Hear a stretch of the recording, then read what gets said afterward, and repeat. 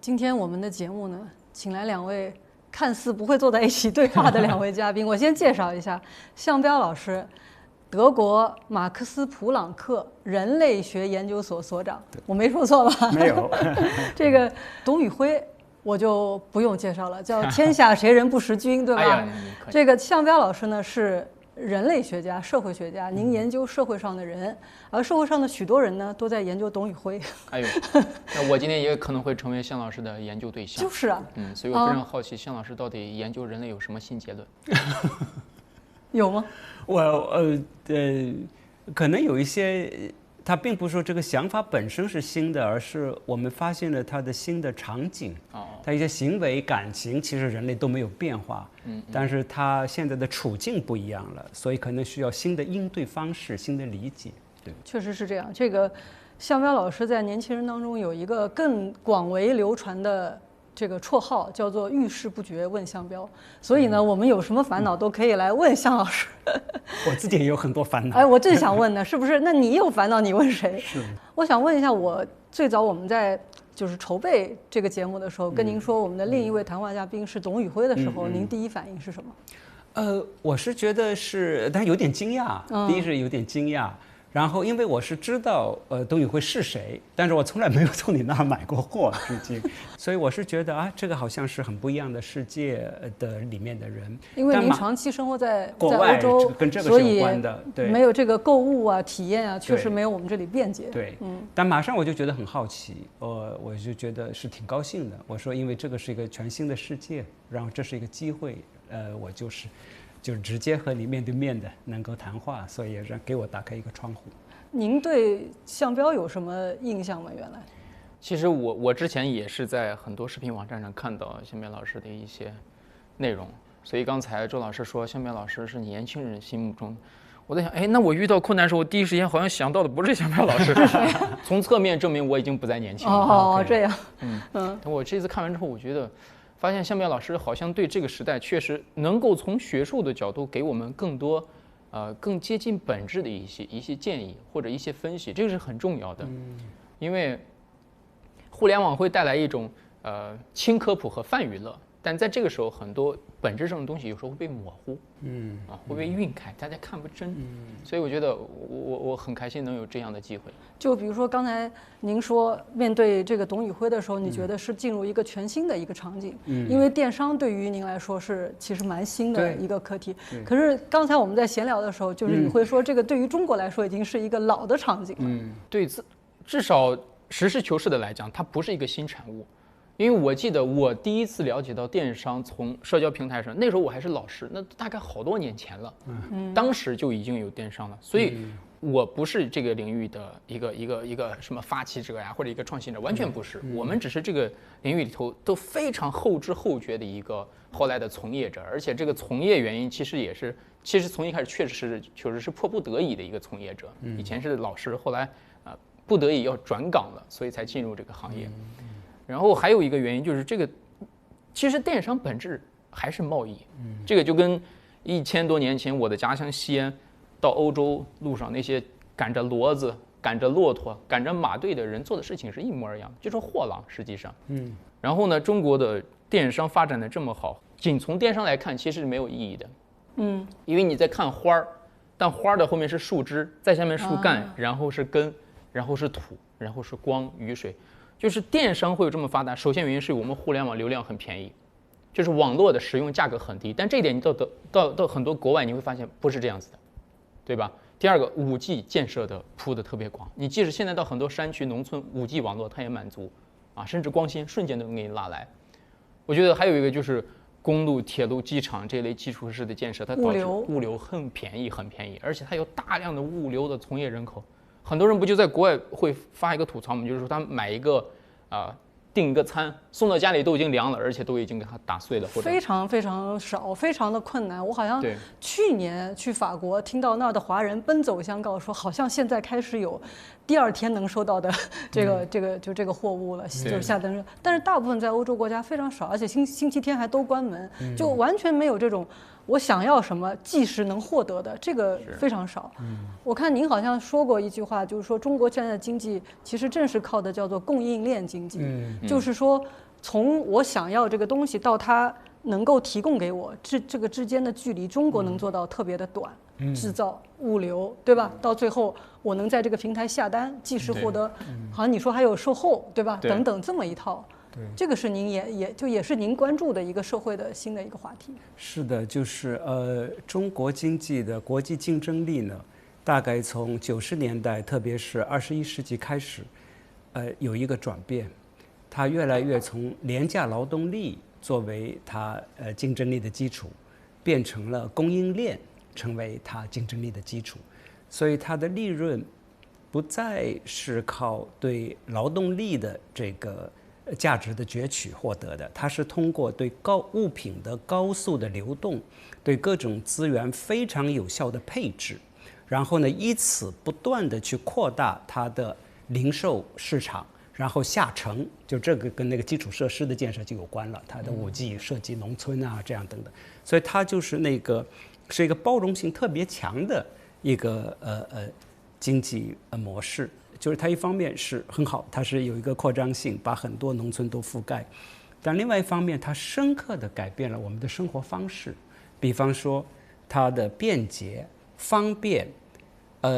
引发了我们对时间的新的感知，我们的不耐烦，我们就是那个快递小哥迟到2分钟你会发火，然后当然也是造就了董宇辉，就是他的现在他的消费。跟以前的消费可能含义很不一样了，所以这个我当时说好奇，很大程度上是在这个意义上，就是他不再是到商店里买一个东西，他好像是任一个人才去买一个东西，所以我也很好奇有多大程度上他真的是看到你直播之前他就想买这个东西，还是他完全没有想到买到这东西，就是你说了之后他就买了，他当时买的时候他也不一定在想我买了这东西干嘛，但他就下单了，这样等等。这个会对他生活的这种感知的形成，甚至意义的形成，会有很大的影响。所以这个供应链经济不仅仅是说这个物质资源是怎么样被配置的，它也影响到我们的时间、空间，这个日常的意义形成是怎么样被组织起来。对，我正好可以插播一个介绍。向彪老师的家乡是在温州。对，你说这个整个的供应链，对，这个中国制造很多，包括像海外的这个销售等等，很多是从你们那儿是原点。对，我也而且我做过最近刚回去在义乌做过实地调查。对，义乌和温州它模式又不太一样。对，所以您在这边等于是在一个环节当中进入，其实对这个整个的它的。这个供应链对我们生活的改变，对于生活的介入，可以说您是非常感兴趣的。宇辉刚才非常谦虚的说，你是直播里面你不算是一个非常早的，是后起之秀哈，就非常谦虚，觉得自己也不早。但是，可是你确实制造了一个现象级的一个流量，在2022年6月9号那一天是吧？我没说错吧？他是在直播间里面，就是制造了一个当时几十万人在围观，是吗？对，那一段时间可能平均都是60、70万人。对，吃到这一款玉米，我相信你会如我一样的回忆起童年，回忆起那些无忧无虑背着书包回到家里头，着急忙慌的书包扔在凳子上，一溜烟跑到巷子里，跑了一整个下午。没有那么多的作业要写，也没有那么多的人情绪要照顾，没有那么多的烦心事要处理，也没有那么多的痛苦要焦虑。大人们在忙着说他们的事情，有时候低声细语，有时候开怀大笑。你不关心，那个时候人间的事情你还没有经历，无忧无虑，你正年轻。所以如果我们说要找到美食的话，美食的背后一定是情感的链接。但是我也很好奇，刚才接着就是向老师说的，他们到底是喜欢你这个人才下单，还是说本来他就想买，但他更认你？因为那天之前啊，我也知道，就是说他之前也试过，比如说你用英语会会带货呀，或者在他直播的时候会讲一些就是跟商品本身没有关系的一些。就是科普的一些这个内容，但过去呢效果并不是很明显，对，甚至是你说你最惨的时候只有4个人看是吧？好像3个还是他家人什么之类的，2个是我爸妈，2个是另外一个同事的爸妈，对，就是，所以我后来调侃我说，当时我真的可以说家人们冲啊，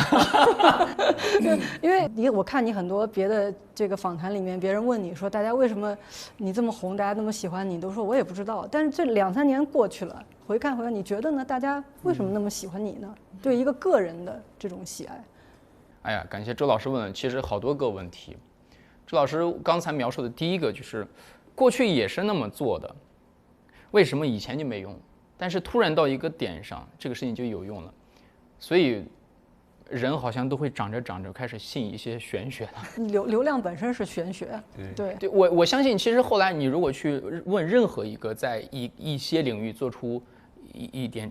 成绩的人，他们都会说，人生的这个成功啊，是要结合着自己的努力和时代的机遇和一些不可预测的东西。实事求是，很多人都会表达同样的观点。我说伯乐是谁？伯乐真的就是那天早上愿意点进来，然后听你习惯说的，其实也些口水话，也没有什么深度，但大家就乐于看到说，哎，可能这是一种新的现象。所以其实一开始是好奇，他在讲一个玉米的时候，回忆到了一个无忧无虑的童年，农村北方一望无际的平原，晚上在平房上睡觉，风吹过来沙沙作响，回想到了父母身体健康，爷爷奶奶还在身边的那个状态。其实大家就会，他那一刻他其实并不在意那个玉米是什么，他在意的是小时候在农村长大，但是过去30年里中国完成了一个快速的城市化，他怀念的是那一片玉米地，那些虫鸣鸟叫，那些夕阳西下。然后这些东西的综合因素会让他更觉得这就是他要的。这个是不是就是我们俗称的共情的一个能力？就是说，也许你说当那一天突然爆火是一种玄学哈，谁也不知道这流量怎么回事儿，但是留住它，而且越来越多人在看你，留住它就慢慢不是变成一个玄学了。我觉得好像这里面有很多值得我们去想的一件事。比如说你刚才说你在卖一个货的时候，实际上你讲了你的情感，它引起了那么多人的共鸣，这个共情的能力是由共同的经验所引起的吗？共情的就当然它有很多种哈，就是我觉得此刻我觉得可能是共振，因为它是比较短的一个，就是它是即刻的。然后我估计很多人听了你讲述那一段对自己童年回忆的时候呢，很多人他自己是没有这样的经历的，比方他是城市的年轻人，但是听了你这个描述，首先他能够非常真切的感受到你不是在编一个经历，你是在讲自己的，这个他可能是很容易辨别，所以他的本真性他能看到。你给了他这么一个非常具体的、很有生活意味的意象，我觉得他这样的意象对于中国很多年轻人来讲，生活在2次元啊，就是生活压力很大，然后他看到了至少是真实的一个片刻，就是是不是一个共情是比较深的，就是说你经历了，比方说某一次挫折，我理解你的痛苦，这样的那个是共情。这个更多的是说啊，我被一个意象所吸引，好像他在读一首诗一样的那种感觉。那我再给您举一个例子，我觉得可能它是会引发一个非常深的共情的啊，就是带鱼，他有一次卖一个带鱼，带鱼嘛，我想如果就是一般的人卖哈，人家讲这个带鱼肥美鲜嫩，香酥入口，比如这种话，你也能觉得，哎，我很饿，我想吃，对吧？我想，可是呢，他不说这个，他说带鱼生活在40米到这个100米的深水下面，他们是带着压力在生活的，它才能长得就是比较好，大概这个意思。然后呢，他就讲了一些生活中跟压力相关的事情，然后一下子很多。现在谁没有压力？谁不是在负重前行，是吗？就这种压力一下子让大家就觉得我深深的被这个话给共情了。他想到了他自己，不管他是生活在农村、城市或任何人，这个压力这个东西一下子迅速引起了大家的共情。这不知道是不是？对，其实关于这儿，我是想，我当时我说带鱼呢，一般生活在至少50米以下的左右的这个水里哈。就是压力会让痛苦和变形。但是如果脱离压力，这个带鱼一旦提出水面，很快就会因为气压不对等，然后内脏爆裂而死。所以有的人有时候也会抱怨说，生活这么大压力是不是受不了？但你要真让他闲下来几天，他也受不了。因为他已经习惯了。就人身体有强大的适应性嘛。然后为什么会想到说这些点呢？包括说玉米为什么会想到说那些呢？就讲一个书，我也会说到跟书不相关的东西。我觉得这个是源于自己过去一种职业本能。就因为我在当老师第2年，我就当教研主管了。我当时要培训新老师，我还要研发这个教材体系，然后我还要上自己的课。我常常就会在想，我说一个老师上课最寻常的样子是什么？就是读课本。然后学生会困，然后我就可以以老师的身份指责说：你看你们不好好听讲，你们是我教过最差的一届，上课都能睡着，你这以后能考出啥成绩？这种发言在一般家长看来是正常是合理的，但是站在课堂角度是不负责的。是冷漠的，因为老师说的他不够吸引人，你觉得？对，所以从那个时候，在我的潜意识里，就是照本宣科是一种不负责的行为，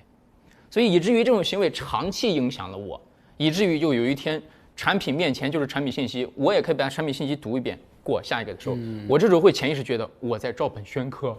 我就会有一种职业上的那种警惕感，我说我不能照本宣科，我得说点不一样的东西。其实是这个原因，这个是有关联的。对，还有刚才老师提到的说，那你说一开始人在买东西的时候，会不会就是因为喜欢你呢？这个我不知道，因为从一开始大家确实是出于好奇进来之后，然后发现丰富的商品供给，他可能一开始确实没想到需要这个，就像他一开始没想到，他原本想着今天下午吃啥饭不知道，一看有带鱼，那我买一单带鱼吧，有可能是这样，就好像你听你家楼下商场开了一个新的这个超市一样，其实你也不知道一开始要买啥，他进去一看，哇，这琳琅满目，你就顺便带了几件走。你说这里头有没有可能买就是你需要？有可能。有没有买的你这2天吃不到呢？最后可能都浪费。其实也有可能。但是长期来看，到最后你如果反复来这儿的，它至少商品得靠谱。或者它万一商品不靠谱，因为农产品嘛，它毕竟没有办法万无一失，那它售后是不得靠谱。然后再接下来你长时间消费，你是不是希望它有商品的检测呀？所以其实更长远的看，它还是会回归到商业逻辑。它短期可以是社会现象，是人们的善意和好奇，但长远来看，一定还是商业逻辑。他们这边大概60%以上是农产品，对吧？对。但我听刚才讲的话，我觉得乔布斯好像是你的老师啊。乔布斯的2大原则，第一，卖什么不要说什么，是不是说点别的？第二就是说这个消费者或者说这个顾客有时候不知道他们自己想要什么。哎呀，那听的好像是这2大原则。您给了我过高的赞美，那我可能配不上那个高度。对，这个很有意思。您说到最后，它是一个商业原则。对。但是商业原则它的具体落地的方式是很不一样的。对。比如说农村里面的，它是高度分散的小卖部，然后过去供销社，它是一种商业原则。那么后来，比方我们大的超市，它就有开供应链啊，所以仓储很重要的这个超市。但到现在呢，到最后虽然可以归结为商业原则，就是你做的东西，但是它的这个它怎么呈现出来？对。那这个时候，比方说，现在你的其他的直播同事怎么说？然后你产生的这种意象，这个语言，这个是以前的。但是以前，比方说村里的小卖部呢，我们知道，我估计你家乡也是这样，就是它那小卖部是很重要的，人们在那的上面就是打牌，这个它是一个社会据点儿，好多人那个包括二流子也都在那儿混抽烟什么的，哎，那些都肯定没了。它也是一个社会保障，实际上。对呀，是一个，所以这个是一个，我觉得是一个很大的变化。所以我很感兴趣的是说，虽然很多到最后可以归结为是一个商业逻辑，但是它商业逻辑的社会形态这个变化是更值得注意的，因为是这个社会形态改变了我们对生活的感知，尤其是他这个里面对他个人的这个个人 IP， 实际上他已经比如说你的粉丝量其实比一个平台还要大，就是而且这不光是你啊，我说从全世界来看，你比如说你像什么扎克伯格呀，什么伊隆马斯克呀，他们这个企业的这个老大现在都是要树立一个个人形象的。小米的官方网站的粉丝量是及不上雷军的个人 IP 的，就是雷军如果自己就发一句说我早上吃了什么，哗，底下好多人给他回，就是他们更愿意跟一个具体的一个人去互动，具体的一个有形象的人去互动，好像这是不是一个新的商业的逻辑？我觉得这不是商业逻辑，我觉得这是人的情感逻辑。因为你觉得你在跟一个真实的人在表达，他有可能是出于商业逻辑发生的，但他最终其实回应的是一个情感逻辑。刚才老师聊到了，比如说扎克伯格呀，还是曾经的 Steve Jobs， 有的企业家呢，他其实是需要有这种一点点表演性人格的，他是需要面向公众讲清楚的。或者是他的工作需求，他需要讲清楚他公司的原则是什么，他产品的理念是什么，他们经营的方向是什么。这是基于任何一个组织能够庞大的情况下还能正常运转的一个基本逻辑。所以有的人走向前台，他可能是工作需要；有人走向前台呢是性格特点。但无论是哪种，当一个人呈现出强烈的性格特点的时候，他都会有一些认同他的人。其实本质上这些人认同他是一种跟自己内心不管是相似还是相补的一种情感诉求了，所以它可能是商业原因，但它我认为最后其实是一种情感诉求。因为大家相比一个模糊的品牌，你说是品牌是谁啊？公司做错了谁做错了？他其实看不到这个人，公司做对了谁做对了，他其实对不到人身上。但他一旦能对到一个人身上的时候，我们俩之间就有了对话感。哎，是的，是的，这个就想到。这个就是向彪老师最近有一本这个新书，也是您在做的一个项目，叫做《你好，陌生人》。他就访问了不同的人，在讲我们这个社会当中，其实越来越多的人是陌生的。但是，就宇辉刚才讲到，就是说，其实当你在面对一个具体的人的时候，其实可能你就会打破这种陌生感。尽管别人跟你还不是直接在联系，但他能看见你，他就会觉得我。只要是一个具体的人，就没有人是真正的陌生人，是不是这种心理需求呢？就是像宇辉这样，对很多人来讲，是不是一个具体的人？这是一个很有意思的现象。他当然看到是一个很具体的人的形象，但是这是不是一个具体的人？这个是，是很有意思的一个现象。就如果从长段的历史上看，因为马克思韦伯说的一个现代化的一个很重要的一个变化，就是 office 变得比那个 officer 更重要。因为你不能认那个 officer， 而是最重要的是 office 呢，是说不是是这个职务，而不是那个占有职务的这个人。你去医院看病，你不是信任那个具体的医生。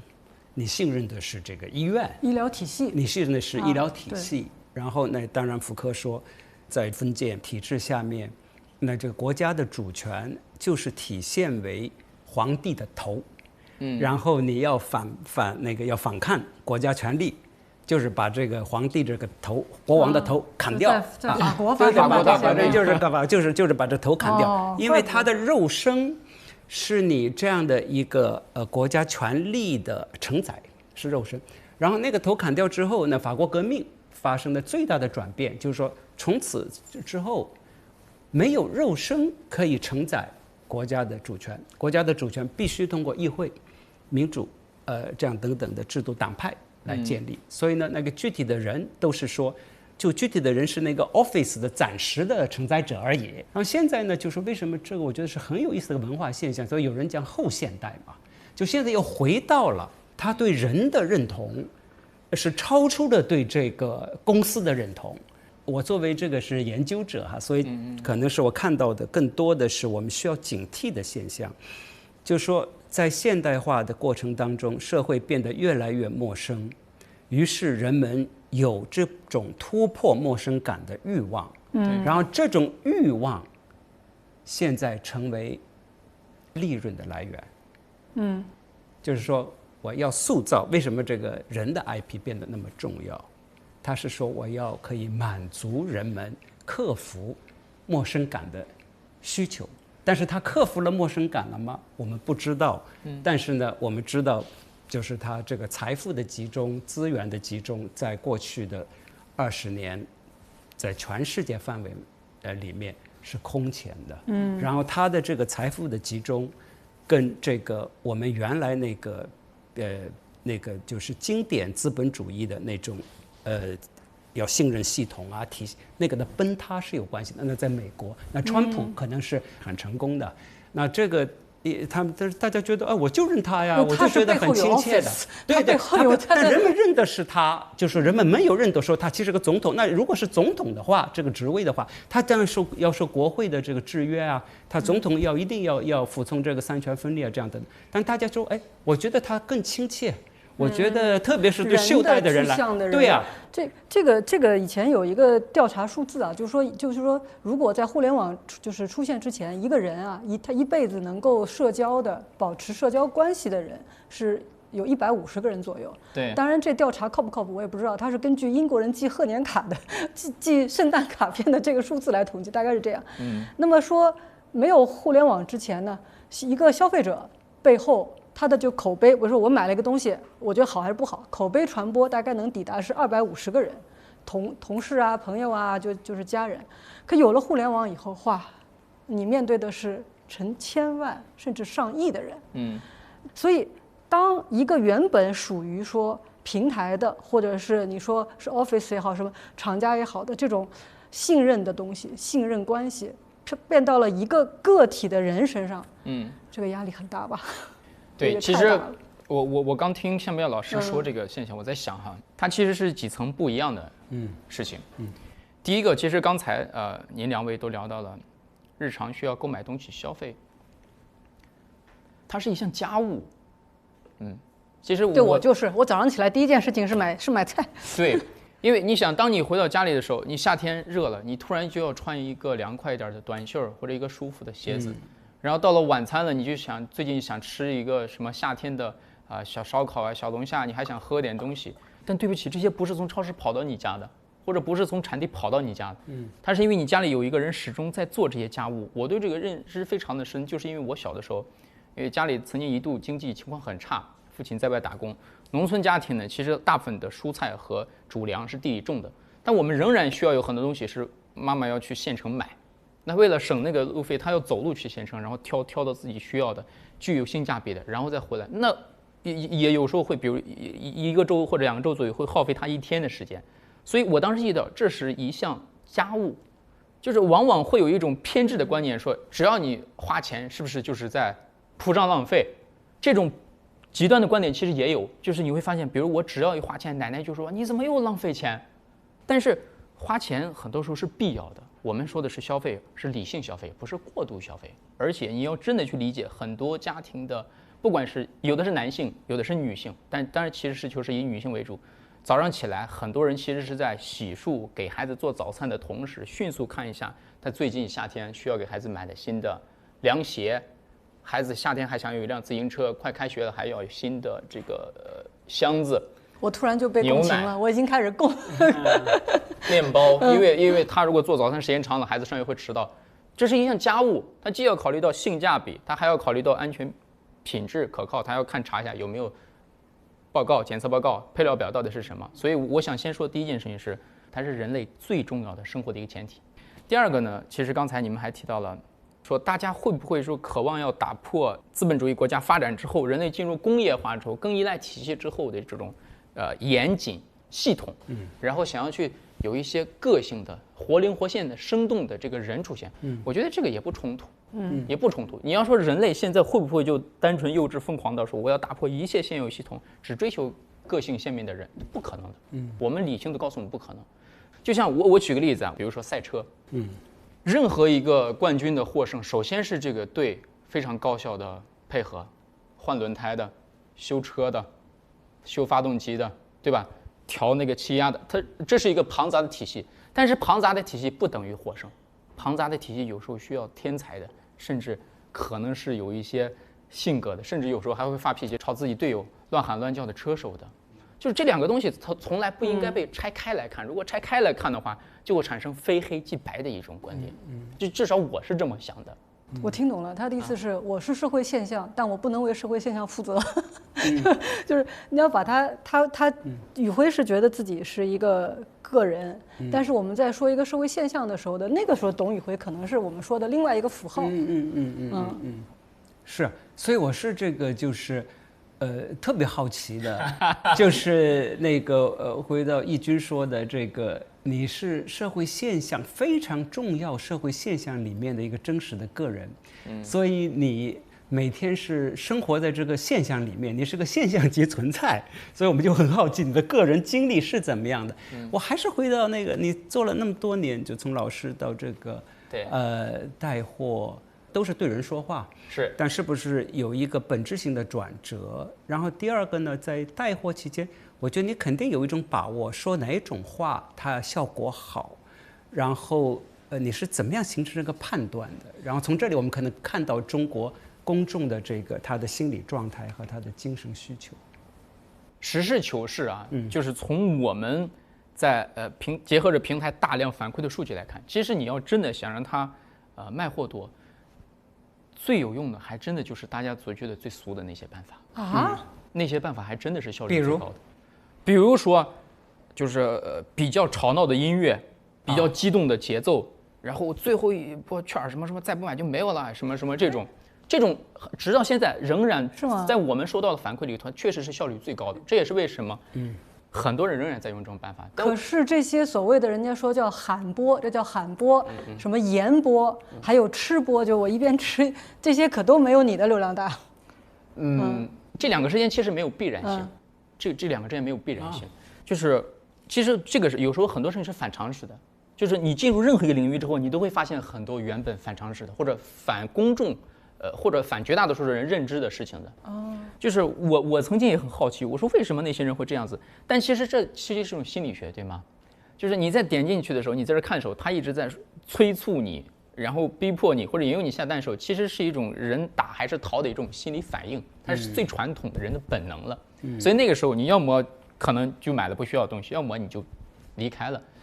就是至少从很多时候开会啊，平台给我们反馈的这数据来看，那个还真的是效率最高的。这是第一个，是我了解到的事实。但第二个，我们不想这么做，就是觉得跟自己的表达习惯不一样。因为我确实当了很多年老师，那他跟我说话的方式不一样，我会觉得很难受，他让我不舒服。所以我一直没有那么做，是因为我还想留在自己的舒适区，我想说一些自己觉得哪怕有的没的，对吧？对的错的。然后第三个呢，我觉得我们平常说最多的一句话就是什么？就是理性消费和按需下单。这8个字可以说是我在工作中或者面向镜头我说的最多的东西了。说最多的话就是我们都知道，这个硅谷说不作恶。其实你说如果以那种比较吵闹的音乐或者快节奏的东西去诱导他们买一些原本不需要的东西，可能真的就是不好啊，至少不好。消费是必要，但是消费主义是有害的。所以我经常会说理性消费，按需下单。包括呢，我也经常会告诉他，我说这个产品其实挺贵的，我觉得没必要买。包括有的东西，我说这个运费挺贵，你在你家楼下买。包括或者有时候我说，哎，这个东西没必要买，你旧的修一修还能用。我有一次看到就是宇辉有一个访谈，就是意思说他觉得就人家觉得你这个有一个词语叫泼天的流量嘛，他说不要用这样的话，他觉得其实我们面对的是每一个是具体的人。但我就觉得咱们这几年其实，在这个经济下行之前吧，我们看到中国消费者的购买力确实是全世界最强的。就有一个调查研究说，就中国人在网上搜一个国家的时候，比如他的这个关键词啊，会是什么？你猜是什么？比如说德国，一般都是去德国买什么？比如说去英国叫去英国买什么，就是这个国家后面加一个买什么，是大家最热的这么一个词语。是大家要理性消费，但是很多时候大家觉得这个点击下单买这个购买的过程是有快乐感的吗？中国群众的这购买力、购买习惯很强的，就是有一个为什么的问题。那这个是我的一个假设，就是并不是说我们有购买欲望特别强。那中国的经济呢，这40年的发展，它的生产能力非常强。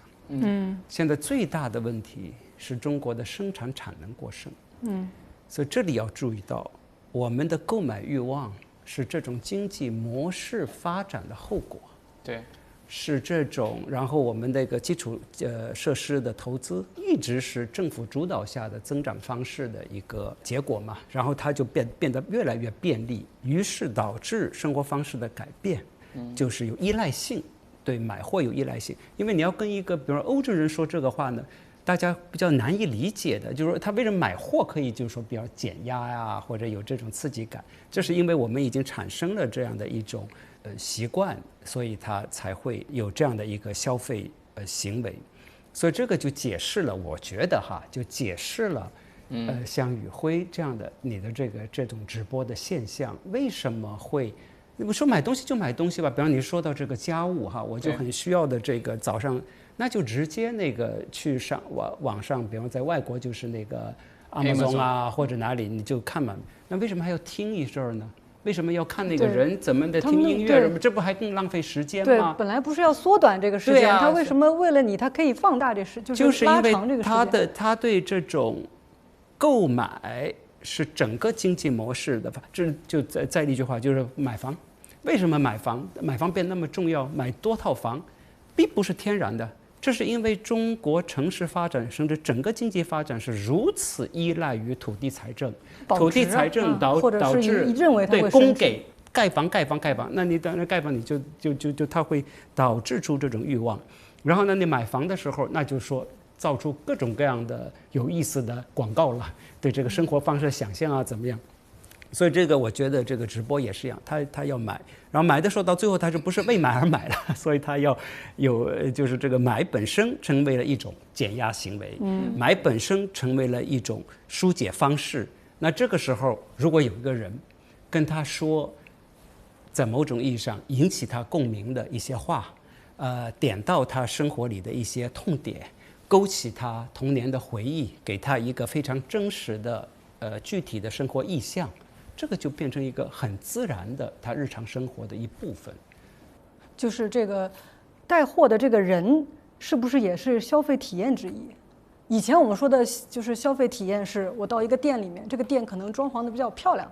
这个售货员比较热情或者是怎么样。那现在是不是我们其实也是热情的售货员啊？对啊，就是说我们是既是热情的售货员，同时还是把产品信息讲清楚的售货员。其实他为啥要听啊？因为你真的去超市买到的东西就是你最需要的吗？我们常常会听到人说，我给你安利一个东西，分享一个东西，其实本质上你是想挑到更符合自己需求的东西，对吗？所以其实他有时候在听别人讲的时候，他其实是在听这个产品需求是不是满足自己。举个例子，你以前去店里买的空调，买完了装在家里，现在你又在听他说，你得看一下这个压缩机的排量是多大的，排量小的话，可能天热了或天冷它就带不动。然后你得看一下单小时的循环风量是多少，这样决定你的卧室的大小，还有它是几匹的，如果你还要再那啥，你看它的极端工况，最高温多少能制冷，最低温多少能制热，要不然你家太热，处于极寒或者夏天极热地区，你这个空调可能就做不了了。还有一个你要看他们有没有什么售后政策，他旧机给你拆下来收不收费装几楼需要加多少管，收多少钱啊？我再次表达我的观点，对于绝大多数人来说，购物是一项家务。如果说你在家里没有做这个活，你就会觉得，这有啥的？但你真的做一下，时间长了，还真没有那么简单。比如说空调压缩机，有的买特别便宜，它可能用铝线，但那个就相对来说，大家会觉得没有铜线效率高，没有铜线节能。你看，这就是一个点。比如你家里的冰箱，其实冰箱跟空调是一个原理，也是压缩机。那有的冰箱它就是铝线的压缩机，有的就是铜线的压缩机，它需要去对比很多具体的参数的。所以这里头其实是一门学问，你要打破很多行业的这个盒子。你去了解它的背后信息，这个就是在听他的直播的时候，可能是人的那种把未知变成已知的。就人类的欲望里头，其中之一就是把未知变成已知。他这个在这个过程当中，他大脑中是有一种快乐的。这个是也是阿伦特的一个区分，就知识和意义的区别。我们需要一个知识的时候呢，是说我们有一种功能性的需求。比方说，你买空调已经明确决定了要买这个空调，那当然他去比较，他这里是有知识的。对。但是我的理解，宇辉的这个有特色的这个直播呢，其实点不在知识上面，因为很多人进来的时候，他没有一个很明确的功能性的需求。今天我要买。像比如你刚才举的例子，那个冰箱、汽车或者说这个空调，这个是事先必须做好决定的大件的这个耐用品。然后你大量的日用品，它并没有这样。那他听你的直播，他感觉到对他有意义、有趣的地方，是意义。你刚才讲的是一种意象。让即使你把它讲成知识，这个带鱼是500到1000米的这个深水下生活，其实这个点对它有趣，但它是背景，因为它最后的落脚点是说，它只是需要一个带鱼而已。不，它的落脚点，它真正打动它的是说我这个是压力，是带鱼的生存必须的，然后如果它没有压力，它可能会死亡，所以我怎么样面对压力，至少是拨动它的心弦，怎么样去面对这个压力。那这个过程当中不是说一个知识点，而是一个意义点，所以这个就变成很重要的一个话题，就是说，因为直播看起来是一个好像不是特别大的事儿，也不是什么国家大事啊什么的，也是好像是经济里面也是附属性的，因为你也不直接生产这些东西，但是日复一日，它是会影响公众意义形成，日常生活里面意义形成的，所以我认为你的这个角色是非常重要的，这个现象是非常值得分析。还有感谢老师给我们的评价，他也很高的评价，他也给你找到了一个意义，是吗？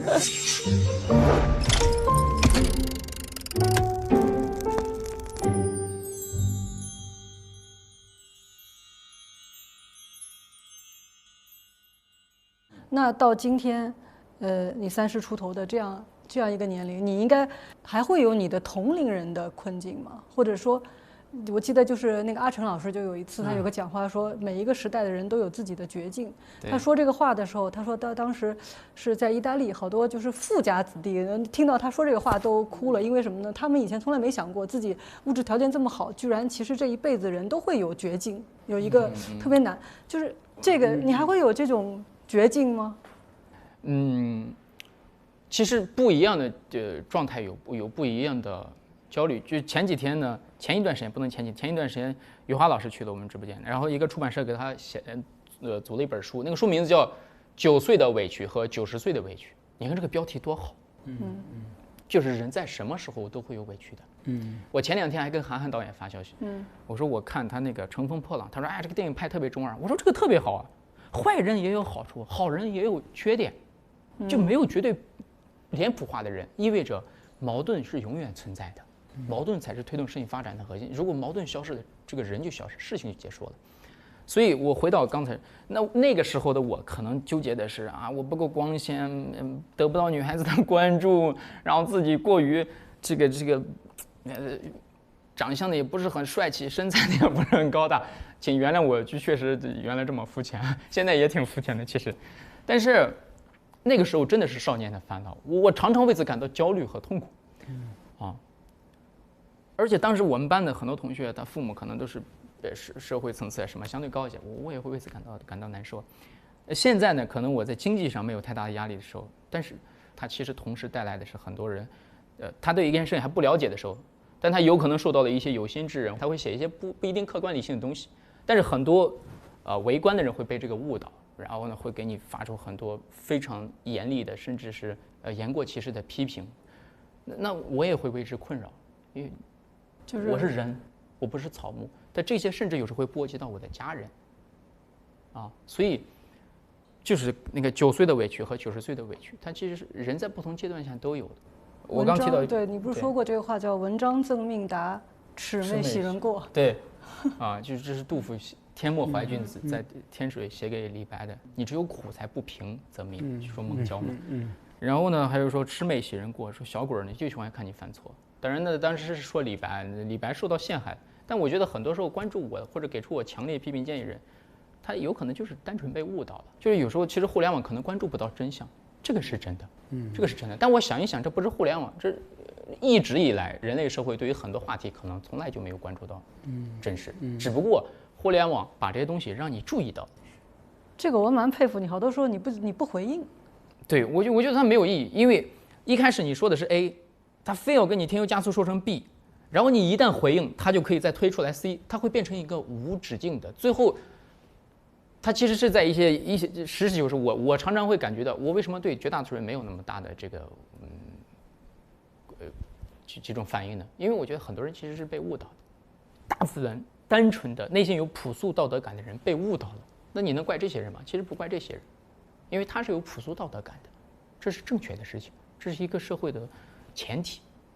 但他只是被误导了。那我如果出来，要么就针尖对麦芒，大家互相作证。但这很多事情现在这是违法的，按我们国家法律，首先这是违法的。第二个，他就会把一件原本很小的事情拖得无尽的长、无尽的大，最后消耗大家的情感，烦死了。与其这样，那可以，我不解释了，沉默的就行，过2天就没了。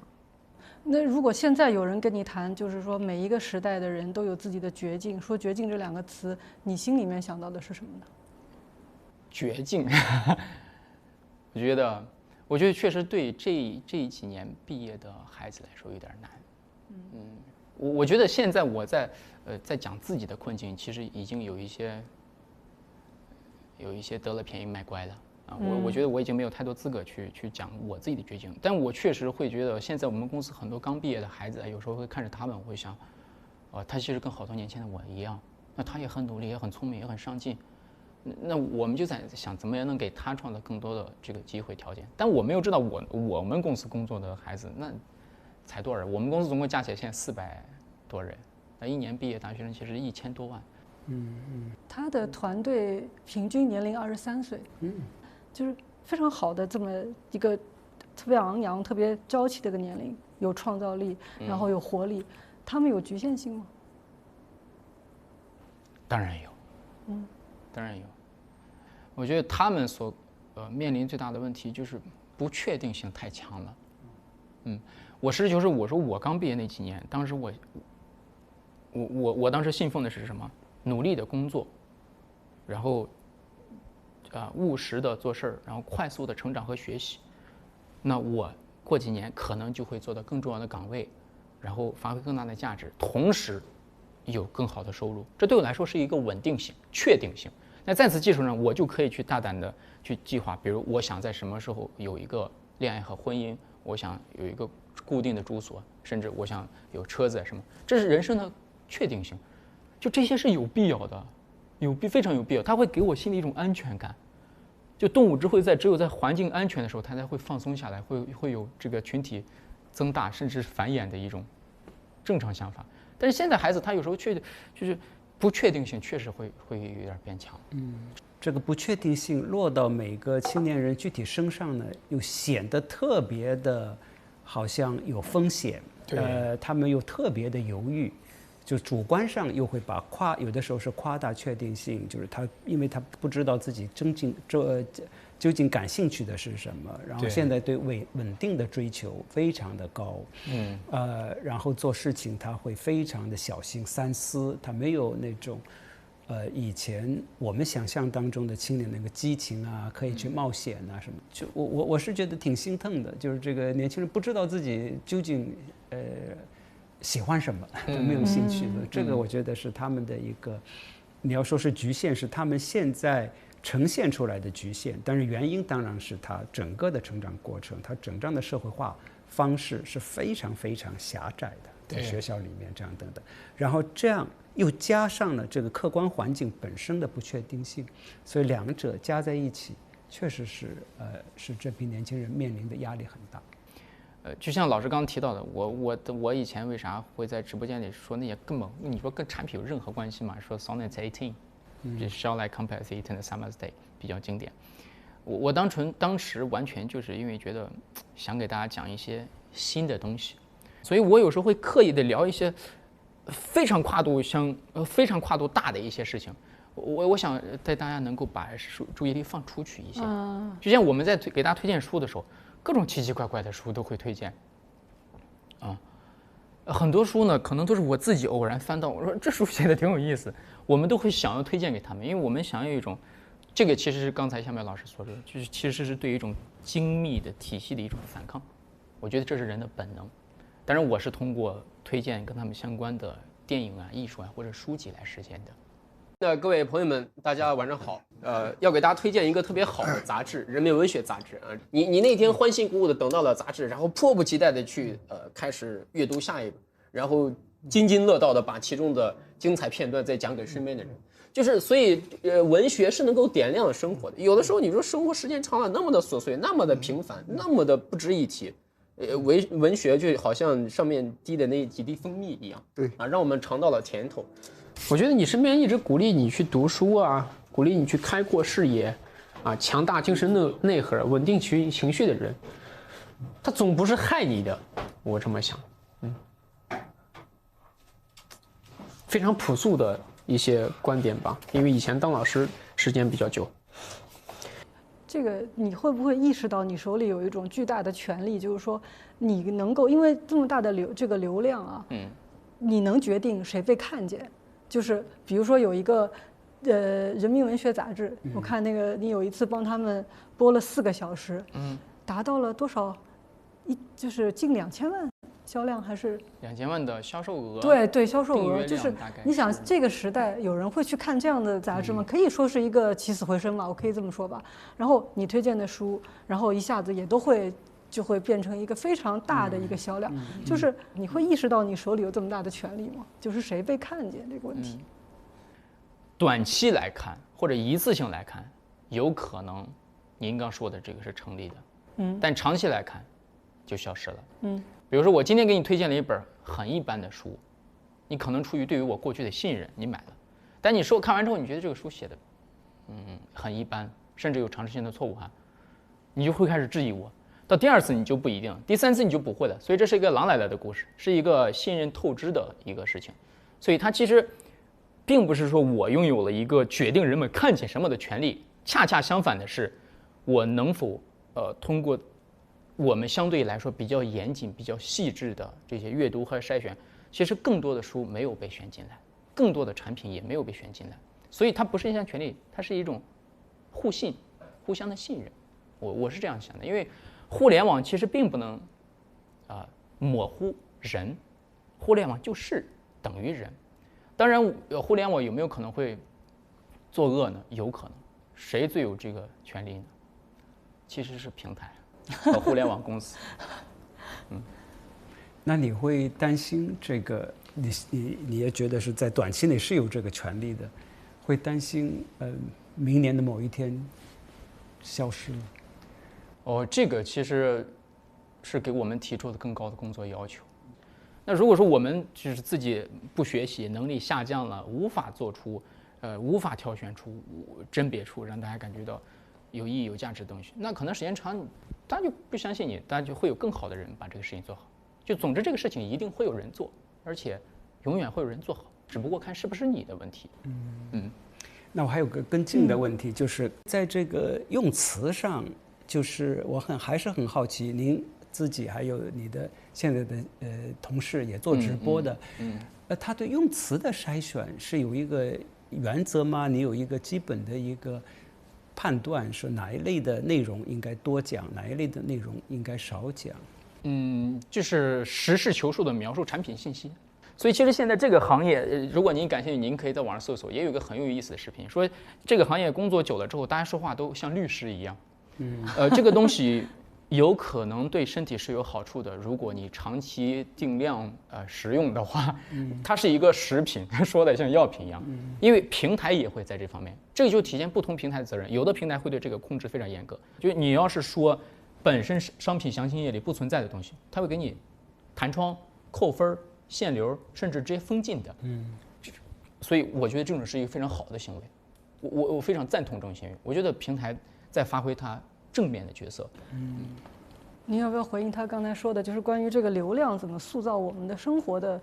这个选择的问题？比如说啊，就是我们的生活里面，其实我在用什么、吃什么、看什么，很多时候是被这个大数据的流量所左右的。而且是要跟着某一个人，可能就是或者某一个平台吧。你比如说，我现在甚至觉得，我有时候出现了一种幻觉，我觉得是一种病还是怎么着？我以前就知道说，比如说你手机放在那儿，对吧？他可能会听你说话。比如说我现在跟你谈论了一个商品，他马上可能我刷什么东西的时候，他就会这个跳出来。我现在出现了一种幻觉，我觉得他甚至能觉得我看见什么了，我看见什么他就也能跟我谈什么，甚至我在想那是幻觉。你看这都出了病了，我有时候觉得是幻觉啊。如果你当时安装这个软件的时候，你允许了他使用你的麦克风，问题就在这儿，我已经关掉了啊，我已经关掉了。后来呢，有个人就跟我讲说，哎呀，你看这个信息茧房，对吧？你看你应该，你怎么刷来刷去都是这些东西的话，你应该把那个叫一个什么东西关掉，就是偏好还是什么，说你把它关了，你就会到一个更大的海洋里看到更多的东西。好，我就把它关了。我一关掉，发现天哪！太可怕了！我说外面的世界太可怕了，这茧房外头，这世界完全不是我喜欢的，都是奇奇怪怪的一些东西。这怎么这些东西都会推给我呢？或者都让我看，赶紧回到我的茧房里，就觉得好像还更安全了。自己习惯舒适。对，是这么一个状态。对对，那流量肯定不是一个玄学了，就是我们就这是很有意思的事儿，就是流量就是它肯定是大数据有很精密的这个技术在后面支撑着的。所以它是，就是说它的，你如果是它掌握了后台，是很多东西是可以调整的。但是呢，对于每个个体来讲，我们觉得它是玄学，好像有一种神秘力量。对，所以这个又是一个后现代社会里面非常重要的一个特征，是高度科技化的、高度科学技术，掌握了生活，从而生活变得神秘。从而我们觉得是这个手机在控制我们，而不是我们在控制手机。那时候初中生拿到苹果手机，觉得自己赋能了，权力很大。对，过了一阵儿，手机控制我们了。对，所以这个流量又牵扯到另外一个问题，就是流量它是一个公共品，因为这个是无数人的这个点击形成的流量。那怎么样理解这种公共性？所以流量的公共性跟我们古典意义上的公共性差别是很大的，因为流量的公共性，它是说在一个平台上面有一个中心，这个中心可能是一个 IP 的这样等等，然后所有的人是面对着这个中心，然后有一个技术性的中心，在这个可见的中心背后能够统计所有的人，然后呢，但是呢，这个所有的人当面对一个中心的时候呢，你和我是没有联系的。但是古典意义上的这个公共性是什么？比方说村里头，西安的那个你们老家，那个公共性是什么？那个公共性说非常具体的，你和他的关系，他和我的关系，我和另外一个人的关系，然后这些关系交织在一块儿，是熟人社会。对，它熟人社会，它是都是水平的，然后是交织的，然后是我们在其中的。都是面对一个一个的这样的双向的关系的叠加，所以它是质感很强的，不像是现在一个平台上，你和我是没有关系，我们是一大堆原子面对一个中心，但是呢，你又觉得这个流量的公共性好像是非常震撼的，这个数字，这确实是很大的一股力量，那么多人以原子式的方式，同样的奔向了某一种说法。或者奔向了某一个意向，这究竟意味着什么？我觉得还是很需要去分析的。包括就是我们一直在说消费这个事儿，那就也会让人觉得消费本身不能被污名化，因为它本身是一个你的生活的刚需嘛，对，家务刚需购买，对吧？没问题。但是呢，有的时候我也会感到非常的沮丧。现在就是所有的东西背后的根本逻辑，当它变成是消费的时候，比如说你在看一个媒体，你往下拉。不用一整页吧，后面其实都是广告。就不光是在中国，全世界的媒体都是这个样子。然后包括当你点开某一个视频，可能后面人就觉得哦，其实你最后是要卖一个东西，就是我觉得也没有不可以了。但是当然我说不可以也没有关系，只是说有时候你会有那么一点点沮丧，就是所有的东西最后都是落到一个转化成一个消费行为。就是莎士比亚原来说的经典的话叫 "to be or not to be"， 现在叫 "to sell or not to sell"， 是不是可以这么说？你说。然后答案非常明确，是 "to sell"。是啊，是啊，所以在这种就是说，您自己是不活在这个流量里面的那样一种生活，这是你自己的幻觉吗？其实。那客观上肯定是会被塑造的，这个是因为它是无孔不入嘛。对。但是我也没有认真去理清哪些它怎么塑造了我。但首先是因为我生活在这个德国，特别是柏林，然后那个哈勒东德的一个小城市，这个它的基础设施就这种基本上没有什么送餐，这就好像只有4-5年里才弄过一次，就是它没有这个客观条件不太存在，那么更重要的，我觉得是一种意识吧，还是回到前面那个讲，其实原因非常简单，生产的太多了，生产的太多了，这个就又回到，其实地球的资源用的太多了，所以剩下的那生产出那么多之后怎么办？买。这个我就是最近看了一个纪录片，非常震撼。他就在讲，就是说，这个购买，包括厂家在生产的时候，他们会一个季，比如说推出很多种不同的这个式样啊、款式，吸引你买。到最后呢，他甚至比如说，他们现在也很有环保意识，在上面打上一些可以回收的这个标记啊等等。但实际上，比如说它有一些快消品哈，就是衣服啊什么的，他说你给我们，我们可以去回收。那消费者感到很开心啊！我这个东西没有，我虽然花了钱，我不停在买，但我没有去浪费它，也没有作恶，没有去毁坏地球。你回收了，你会帮我去处理的吗？但实际上怎么处理呢？他们会扔到就是非洲的，比如说或者是南美的，就某一个小国家或者是一个海岛。就我们是假设那里的人会去用一些其他人已经不用的东西，但连这也太多了，结果就是堆积在那个海滩上面，然后飘到海里面，这个鱼拉上来，鱼肚子里都是塑料，就其实很多东西只是我们不愿意去看见它，它一直在那里，它不会消失的，一直是在那个地方。其实就是我们看到的现象，对此表示担忧，甚至说发出的一些感慨，但这个无济于事，而且毫无用处。毫无用处，就是最后，比如说他通过焚烧能够把垃圾问题解决了，可能就好很多。所以人类要找到一个新的技术去解决这个问题，但你现在说让人不消费也不太可能。但是你可以呼吁大家只买需要的东西、必要的东西、理性的东西，那其实是可以的。还有刚才您提到一个点，就是说互联网什么，它对个人信息啊无孔不入。这个我为什么说是发展阶段问题呢？其实是社会发展和技术发展走到了前面。但人们现在可能对这个事情理解没有到。其实历史上发生过一样的东西，比如说一开始人类发明汽车之后，那个时候大概率也没有交通规则，也没有交通法，那也是胡开呢。那个时候也会有一群人忧心忡忡的说啊，人类发明了一个野兽，人类发明了一个魔鬼来伤害彼此。但是后来这个东西出现多了之后，我们意识到要怎么解决呢？要有一套公约，大家要知道要按照交通规则来，并且为了保证它强制执行，要有法律来。所以同样的把这一套经验再放到这个互联网上来，人类发明任何一东西可能短期内都会滥用的，抗生素曾经也是如此啊，交通、汽车这些其实也是如此。那如果说现在互联网这些现象，我觉得它应该是突然有一天大家对这些都厌倦，都开始产生厌倦情绪了，同时行业规则或者立法还有这些商业公司的自觉性也都到了，把它当成一个强制性规则，比如说你不许再去搜索人家的隐私信息了。当它被落实成一个实事求是的东西来执行的时候，这个问题就会减少很多。说到这个，我倒想到你最初问这个向北老师一个问题，说你现在对人类有什么新发现？我回到这个，我就刚才讲我看的那个片子里面讲到一个事情，让我挺震惊的。他就说，比如说有的一些商家哈，他明明有一些东西就是他卖不掉，比如说什么洗发水什么的哈。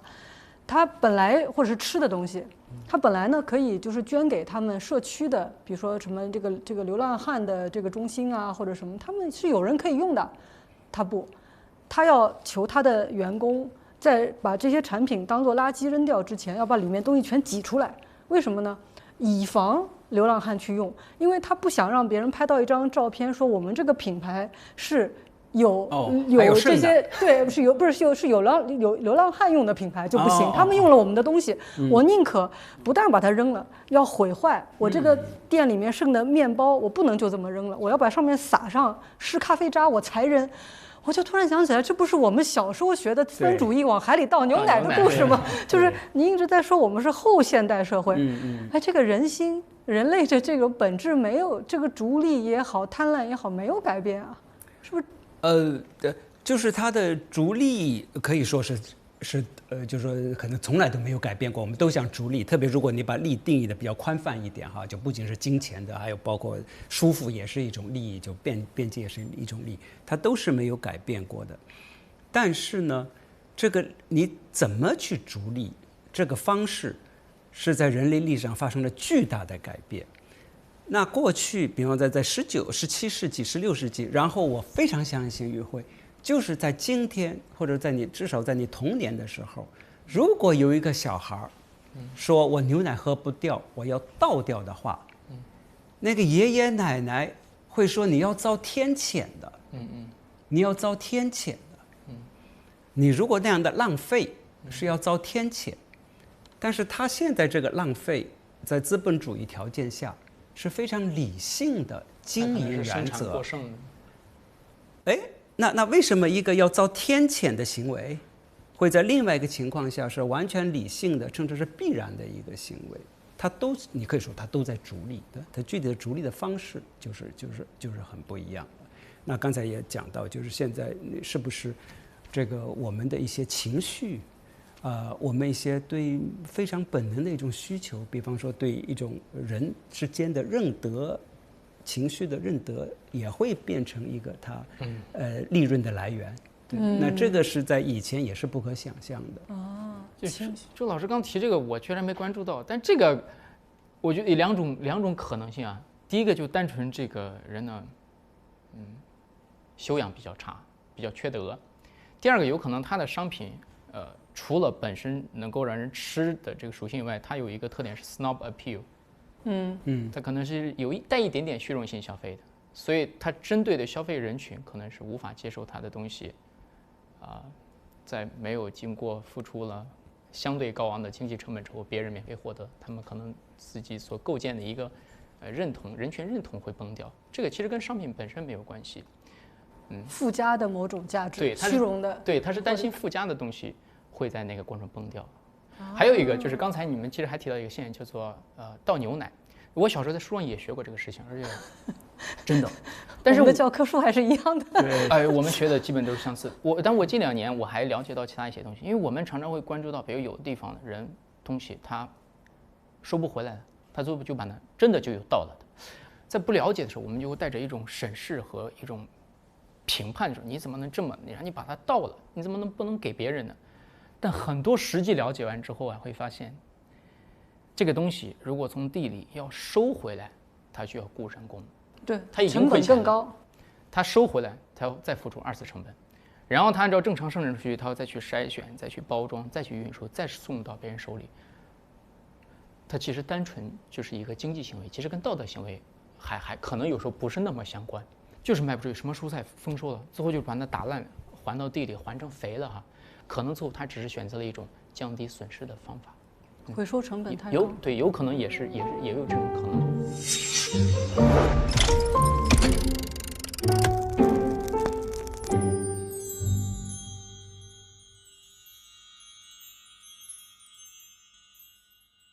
向彪老师，德国马克思普朗克人类学研究所所长，想问您一个问题啊，我就弱地问一句，马克思普朗克跟马克思是什么关系？都是德国人。好像马克思普朗克是物理学家，对，是吧？只是他们都好像他也叫马克思卡尔，不是卡尔马克思，对，都是德国人，就这么点关系不，那个卡尔马克思，马克是有一个 R， 他是一个姓嘛。这个马克思普朗克是没有 R 的，就是 MAX， 它是一个名。但马克思普朗克他是一个量子力学的奠基人，所以是非常重要的物理学家。对，然后但是这个问题是有意思的，就是说，德国在19世纪还有20世纪初，就是在纳粹之前，它产生的那个大家是成批量的。什么叫大家？大家就是说，不是说解决一个具体问题，或者说给出一个具体的描述，它是说我找到一种新的看世界的办法。量子力学，它就是一个带有极大想象力的看世界的办法。爱因斯坦，他不是说我找到一个什么新的行星啊，找到一个新的现象，他说我改变了我们对整个宇宙的新的看法，对基本的看法。马克思改变了我们对什么叫商品，什么叫利润，什么叫钱，然后包括什么叫欲望的看法。所以你刚才问他们之间2个人是没有直接的关系，但是他们同属于那样的一个时代。然后中国是不是？但是我们现在看不到这样的情况，就是有没有可能在未来的几个时代里面，或者1、2个世纪里面，也可以出现这样的时代？这是一个很大的问题。一方面，我们觉得中国的实践那么多的生命经验，这么高速的变化，比如说董宇辉你这样的现在的情况，你可能在20岁的时候是根本没法想象的。当然想不到。对，然后像这些，按道理来讲，他提出很多问题啊。这个究竟是什么原因？什么意思？对社会有什么影响？然后对科技上也是这样。按道理来讲，它也应该是在给我们这么一个群星闪耀的时代奠定了经验上的基础。但是能不能出来，这是一个现在根本看不到答案的一个时刻。如果您今天有宇辉这么大的流量，你会拿来做什么？那是我这个，因为这个假设基本上是不可能实现嘛，就是互联网上有很多非常受人关注的学者，非常多。对。不管是我流量有多大哈，就我觉得如果有一定的影响力，你形成了一定的这个可见度，那对我来讲，它就是一个公共品了。我觉得它给我注入很多生命力啊，因为我觉得我在跟很多人对话，很多的这个非常具体的问题会走到我的眼前，读者向我表达写信。但另外一方面，确实是如履薄冰的。我本来是没有这个义务说承担一个很大的公共品，端着这公共品走路。那现在它到我手里，但我觉得很幸运，我觉得这个是很有趣的生命经验。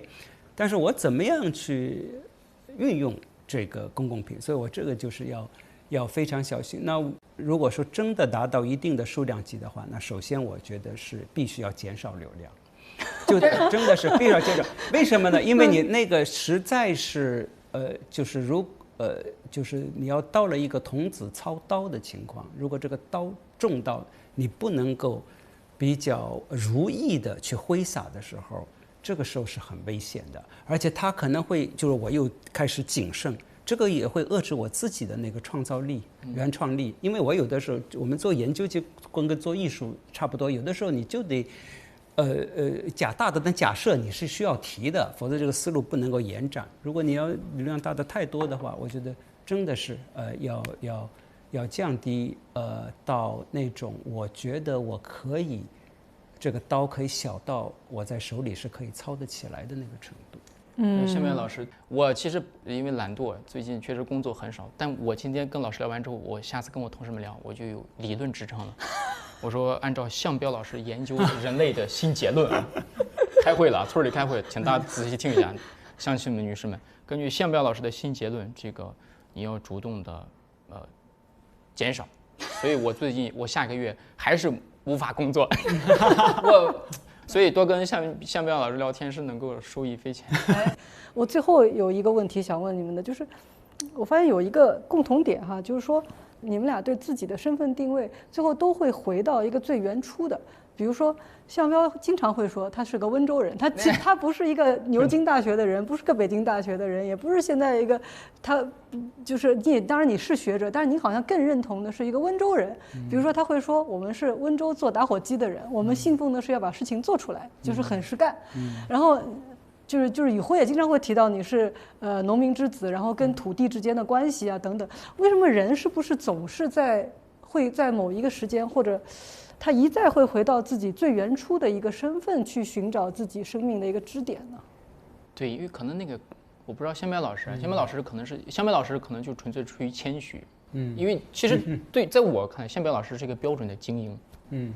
牛津大学开玩笑研究人类，我知道什么是人类，我咋研究人类？我连自己的研究表达不明白。我确实是从小长大，我在农村长大。我在18岁考上大学之前，我连我们县都没有出去过。就是人的最初的这个身份是真的是，其实我们真正的生命的一个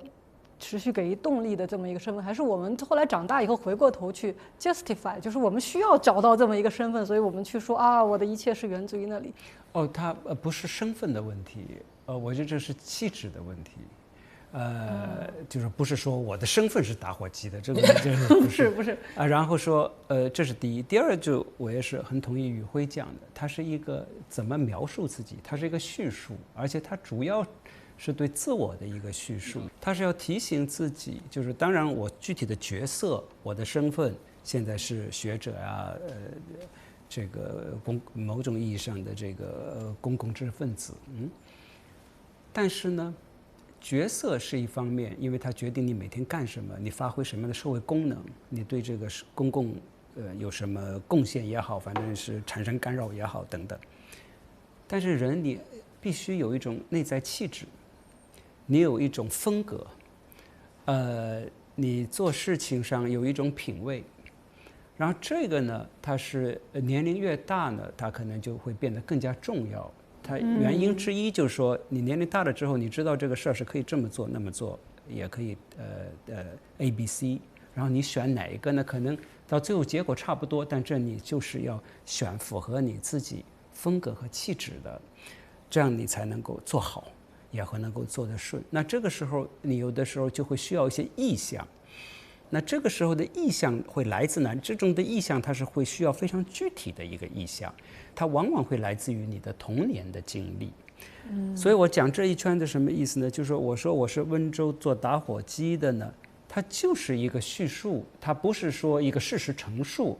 它是一个我用这样的一个意象来提醒自己，所以它也是一个构造。就是我还其实我有什么怎么叫做打火机的气质，怎么叫打火机的风格，这也没有不是个存在的嘛，是吧？你到世界上找不出这个东西来。但是他是说，我用这样的语言，通过我童年时候的这个意象，来提醒自己，所以它不是一个谦虚不谦虚，你甚至可以说它是一个非常ambitious 的，因为我要去构造这么一个气质啊，那这个可能是。你说是最后一个问题，刚刚回到这个你最早的那个问题，关于那个玉米地的一个意向，所以这里就可能我觉得在这样的一个互联网时代，也是一个值得思考的问题。意向，因为我们对生活的感知，对很多问题的思考，往往是不是通过什么理论啊，什么非常的话语，而往往是通过非常具体的意向。那像这样，我们都提到玉米地也好，打火机也好，都是童年的这个意向。所以问题是。我们用这样的意象，是我们生命当中非常具体的一部分的意象来做什么？是不是服了？遇事不决问项标，应该叫遇事不解问项标，是不是？我真的是由衷的感激今天的这场对话，就是解了我很多的困惑。我想在。古典的这个时代有大哲学家，对吧？提出了人类很多一些基本的这个问题。那么在今天，我们实际上确实人类我们的本性很多东西欲望是没有改变的情况下，我们需要有新的语言来解释我们新的场景。但是不变的一个最根本的欲望，我们都在追寻意义。对。